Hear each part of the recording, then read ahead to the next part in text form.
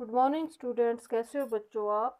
तो प्यारे बच्चों, I am Randhir Kaur from JMS देदारपुरा। तो 6th क्लास आज मैं आपको स्विक्स पढ़ाऊंगी। स्विक्स में जो हमने आधा लेसन पढ़ा था रूरल एडमिनिस्ट्रेशन, तो उसका आज हम पढ़ेंगे ए न्यू लॉ। तो पहले हमने उसको पढ़ा था कि लैंड रिकॉर्ड कौन मेंटेन करता था। जैसे कि मैंने आपको बताया था, पटवारी जो है वो हमारा लैंड रिकॉर्ड मेंटेन करता है और हमारे पुलिस स्टेशन में क्या क्या काम होते हैं। तो स्टूडेंट आज हम पढ़ेंगे न्यू लॉ। लॉ हुआ कानून, ठीक है। Hindu Session Amendment Act 2005. Often when we think of farmers who own land, we think of men. Women are seen as a people who work on the fields, but not as a people who own agriculture and land. Till recently, in some states, Hindu women did not get a share in the family's agriculture land.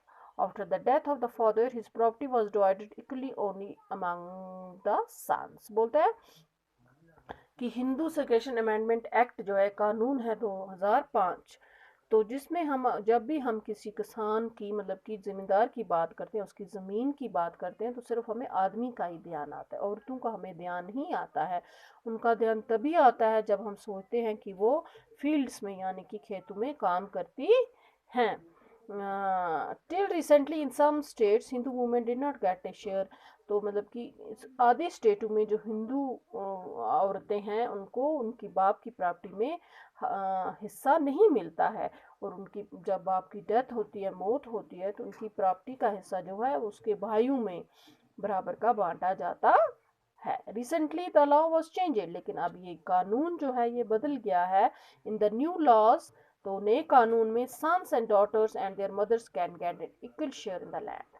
उनके जो भाई बहन हैं, बहनों का हिस्सा भी बराबर का होता है बाप की ज़मीन में, और 3 हिस्से होते हैं, बेटे, बहन और माँ का। ओके, उसके बाद the same law will apply to all states and union territories of the countries. तो यही जो कानून है सारी स्टेटों में और यूनियन टेरिटरी, जैसे आपको पता है कि जो हमारा जम्मू एंड कश्मीर है ये यूनियन टेरिटरी बन गया, सब में लागू होता है, मुल्क की सभी स्टेटों में। This law will benefit a large number of women. तो ये जो कानून है इससे बहुत सारी औरतों को फ़ायदा मिलता है। For example, Sudha is the eldest daughter of an agriculture family. मतलब कि जो एक ज़िम्मेदार घराना है, सुधा उनकी सबसे बड़ी बेटी है।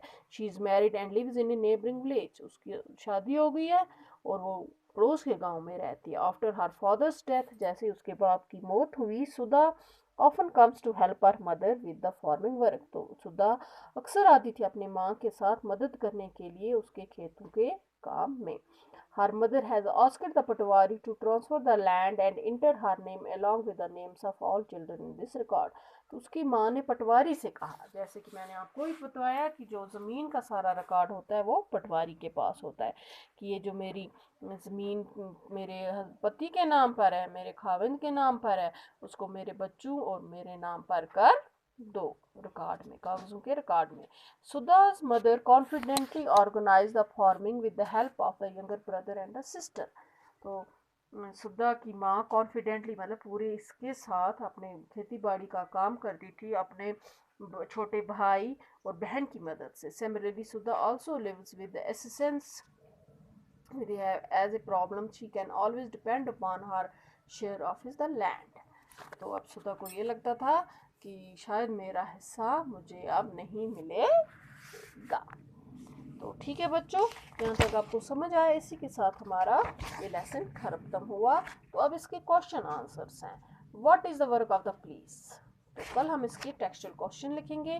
तो आज इतना ही, थैंक यू।